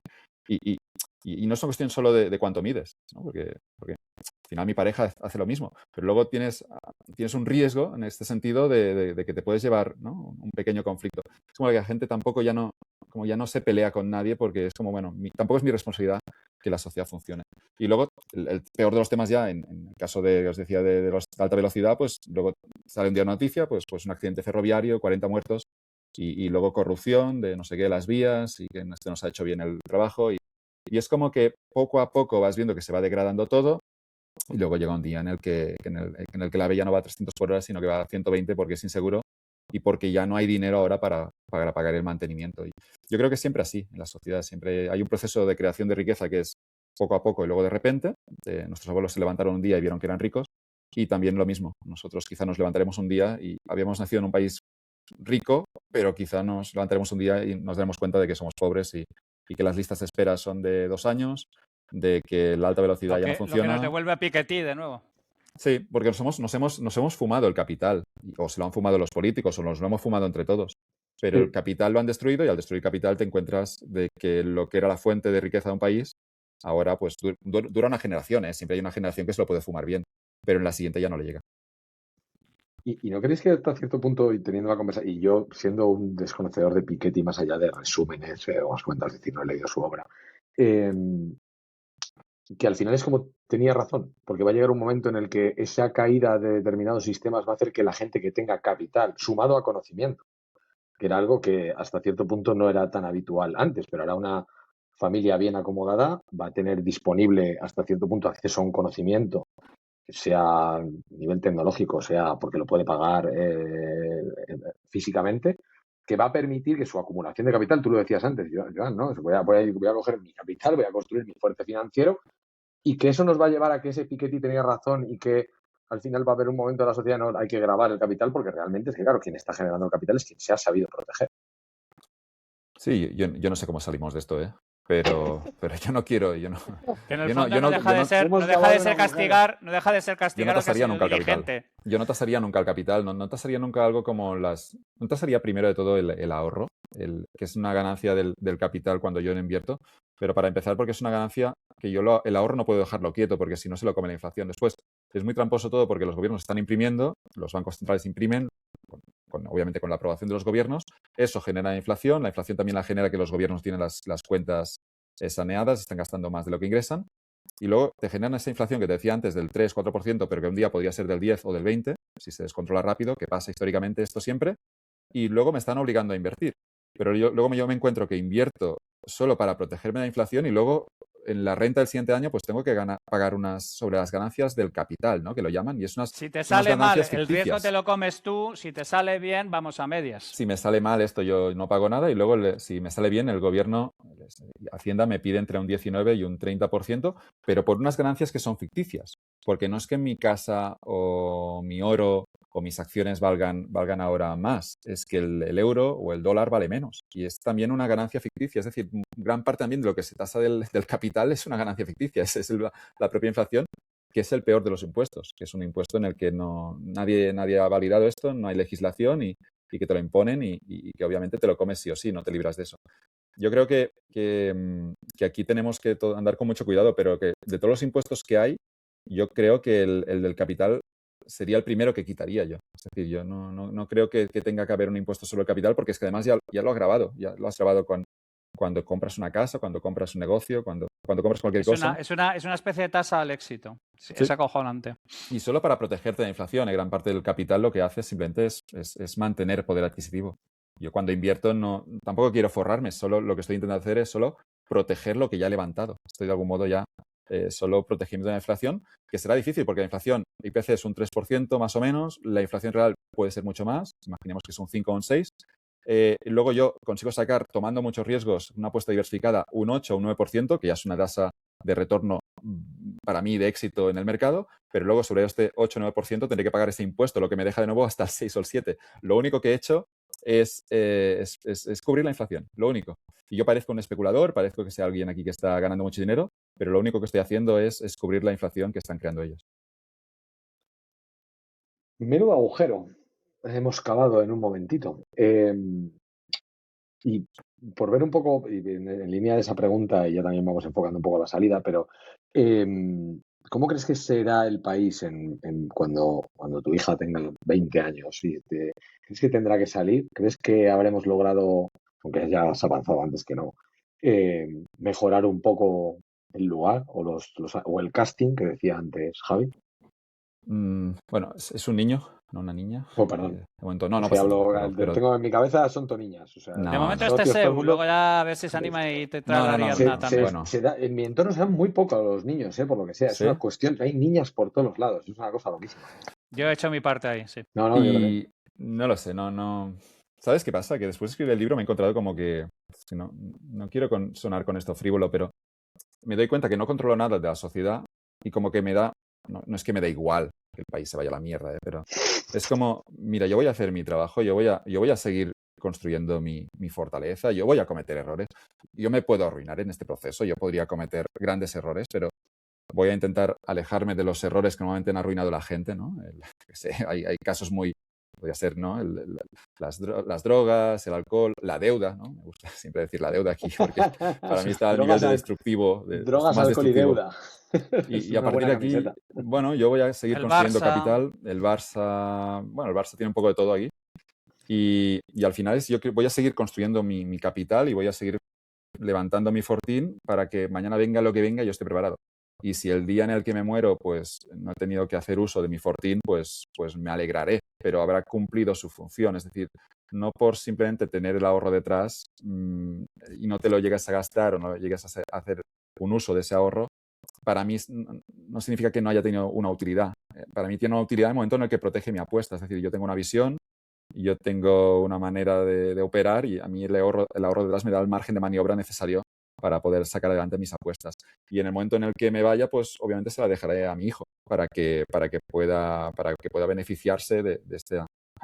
Esperemos que no sea un gran impuesto el que tenga que pagar para acceder al capital que yo haya levantado, pero yo intentaré transferírsela a mi hijo para que siente un poco esa misma libertad, que no es tanto lo que te puedas comprar, el coche o la ropa, sino que es la idea de ir por el mundo pudiéndote permitir hacer apuestas. Apostando en lo que crees, diciendo lo que piensas y haciendo algo en lo que tú estás cómodo cada día. Y para mí esta es la gran libertad. Y a partir de aquí, si luego tú das en la tecla correcta y das en el jackpot y te va muy bien, pues claro que hay que luego gastar el dinero y disfrutarlo y permitirte los lujos que quieras.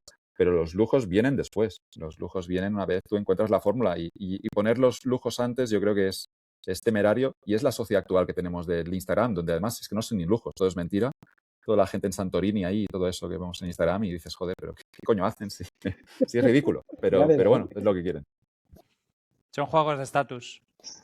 Javi, no sé si quieres cerrar con algo antes de afrontar No. enorme Yo ristra de ya, preguntas finales. o sea, quiero decir, me gusta mucho hablar con Joan y nos hemos vaciado mutuamente en muchas Os he ocasiones y escuchado.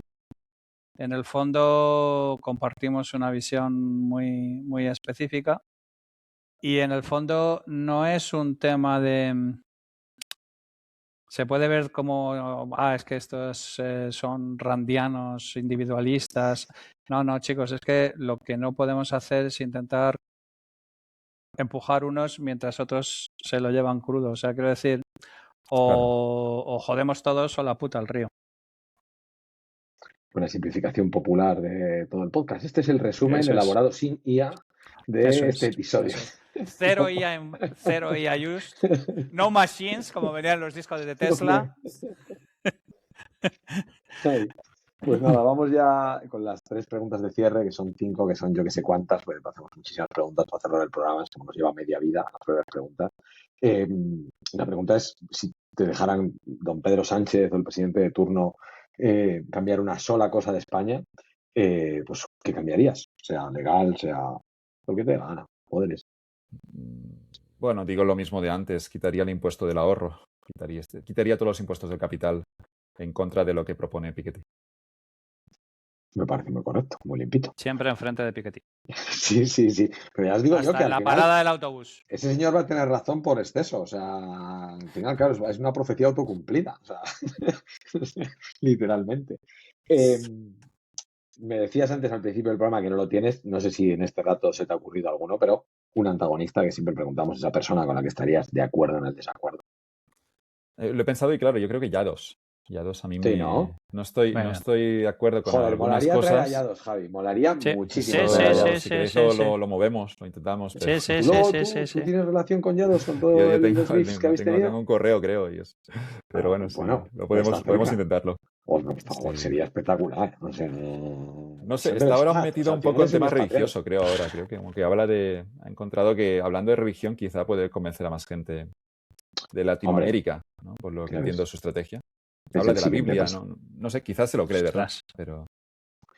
Yo siempre he pensado con ese... no dice tonterías, Yados, pero es verdad que las formas y todo, pero dice al final de hacer responsable de tu vida, de tus decisiones y que todo lo bueno que pase también es, bueno, que es un poco responsabilidad tuya, que es el discurso de mucha gente ahora de no, es que nada es culpa tuya y todo es culpa de la sociedad que te ha puteado y claro, eso llega al victimismo y a mí Yados me gustan cuando le dice a la gente, mira, no tienes un buen punto de partida, pero espabilate, levántate pronto, te tiras el último de la oficina y así te da las opciones. Y Yados aquí yo creo que tiene parte de razón. Sí. Algo de lo que he leído sobre estoicos, pues mira, ahí el muchacho por lo menos se ha aplicado. Al final es un poco lo que hablamos siempre aquí en el episodio, ¿no? De que se coge la parte por el todo, la compra de pescado, más allá de que es un performativo, es influencer, o sea, está hecho para generar esa repulsión y esa atracción a la vez, todo su propio producto, esa polarización es lo que hemos vivido hace 3-4 años y que sigue trayendo con ahora. Pues joder, es que tampoco hay una locura de mensajes de los que dices, son mensajes de toda la puta vida, que es esfuérzate, mejor sí, que no tienes barriga, muchísimo mejor, pero no ahora, o sea, te quiero decir, de siempre, claro. Lo fucking café con leche. Fucking café con leche. Todos son croissants y café con leche. Un fucking croissant, tío. No, es que la verdad es que lo dio. El tío dio con el elemento memético ahí perfecto. O sea, lo clavó. Luego que es todo pues, muy americano. Pero bueno. Nada, pues nos apuntamos ya. Le hablé de Dostoyevsky cuando vino a mi podcast y me dijo, no conozco a ese ruso, pero si ha estado en prisión, debe ser un tipo duro, dijo. Porque mi mejor amigo ha estado en prisión, me dijo luego. Mi mejor amigo estuvo mucho tiempo en prisión. Es una frase que se me ha quedado grabada. ¡Bravo! ¡Bravo! Es que te quiero decir, es que dices, pues bien tirado. Ya, hay algo ahí. Lo mejor que se ha dicho de Dostoyevsky en los últimos 50 años. No, vamos, sin duda alguna. Lo ponen en la cobertura. Muérete las 15 tesis que se habrá comido Dostoyevsky. ¿Dónde va a parar con esta síntesis kantiana en la cubierta de su espectacular? próxima reedición de Dostoyevsky van a poner claramente. la cita. Pero ahí hay lo mismo, es una manera extrema de decirlo, pero cierto punto de realidad hay para no decir una gilipollez como si lo hubieras leído cuando en realidad no lo has leído ni lo has entendido. Que esa Sí. es la otra. Pero por lo menos sinceridad, pero bueno. Y más allá de Yados, ¿qué español vivo nos recomendarías entrevistar y qué ilustre pondrías en el recuerdo? Aunque hay algunos que sueles mencionar mucho, pero por dejarlos puestos. A mí hay dos que me encantaría también traerlos a mi podcast. No lo he intentado con uno, pero debería insistir un poco más, que son Enrique González y Carlos Boyero, que son ¡Hombre! como los dos amigos que me gustaría tener. Y Enrique González, yo he leído sus libros Es de que historias. Enrique ahora, post movida de Jotdown, Sí, es que con todo lo que ha pasado de Jotdown, daría yo un me he puto quedado un brazo por poco... poder traerlo Claro, donde fuera, sí, efectivamente. Sí, yo si ya lo antes, conseguís, porque me me ha fascinado siempre. encantado yo también de tenerle. Porque yo a Enrique le admiro y eso de leer a Enrique González con 16 años, escuchar a Boyero en el Plus hablando de que hay una serie que es Boyero cojona, que molaría es millones. Los Soprano y que hay que verla con 18 años yo. Y que un poco las influencias de la gente que lees y escuchas con 16, 18 años, que me pasó este año trayendo en el podcast a Martí Perarnau, que salían las tertulias de deporte que yo escuchaba cuando también tenía 16, 17 años, pues te marcan, ¿no? Y Enrique González, yo leer sus historias del calcio que publicaba en El País todos los lunes, yo creo que, nada, no sé, estoy súper agradecido porque te da como una visión del mundo y eso que decía, de que quieres ser su amigo, ¿no? Y es como cojonudo ese tío, es súper divertido y Todos queremos además... hacernos amigos de la gente que escribe como Dios. Sí, Claro, no, sí. y es que y los dos, Boyero ya es. Boyero es otra cosa. Boyero Es me flipa también. Boyero me encanta todo lo que dice y Boyero hay fuck you money ahí. Dice, si no le gusta... Tienes unos críticos ahí que son todos queda bien y que Movistar les tiene que pagar porque es la serie de moda. Y Boyero se mira la última de True Detective y le suelta a Francino que esto es una mierda y que la actriz además esa está visión horrible. Y me gusta esto cínica, de claro. decirlo, de Esa- poder decir lo que quieras y por eso también le tiene Francino porque es un tío con criterio.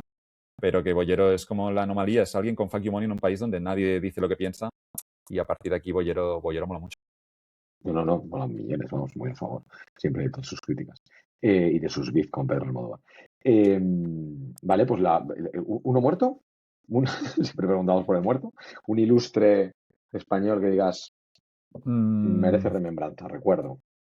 No sé, Cervantes, tengo curiosidad. A tomar por el culo. Estaba loco, no sé. Este no ha salido, tío. Cervantes Este no ha me Yo creo que no ha interesaría. salido.